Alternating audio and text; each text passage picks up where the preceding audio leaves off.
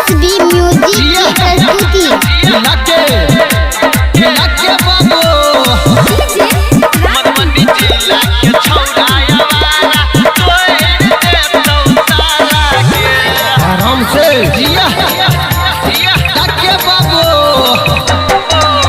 एक चलै छा तू भोरही देखा क मार दे तो भाला के एक चलै छा तू भोरही देखा क मार दे तो भाला के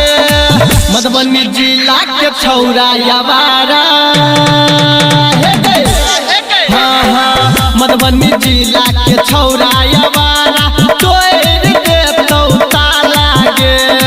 मधुबनी जिला के छौड़ा यावारा तोड़ दे तो ताला गे मधुबनी जिला के छौड़ा यावारा तोड़ दे तो ताला गे एसबी म्यूजिक कसवाड़ी पतली कमर तोहर तीरछी नजर के बुढ़बो तोरा हो धियन चोल भीतर के बुढ़बो तोरा हो धियन चोले भीतर के नज चल भी गाँव में छौरी भजे तो हाला गे नज चल भी गाँव में छौरी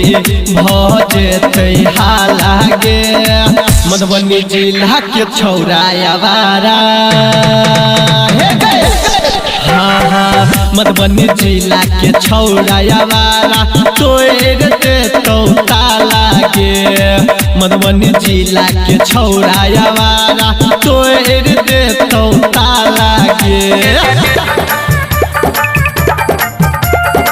मधुबनी जिला के छौड़ा यावारा तोड़ दे तो ताला गे एसबी म्यूजिक कसवाड़ी राही कर मतलब का छलही छौरी माल गे पसवन गणेश रुराबो लल्हा कारू माल गे पसवन गणेश रुराबो लल्हा कारू माल गे डीजे नर्जित घूमो टोला मोहाला कोई दे तो हाला के राजा विष्णु घूमो टोला मोहाला कोई दे तो हाला के मधुबनी जिला के छौड़ा यावारा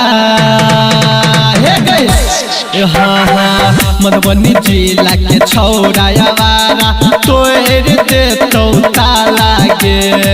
नरहैया गाम के छौड़ा यावारा तोड़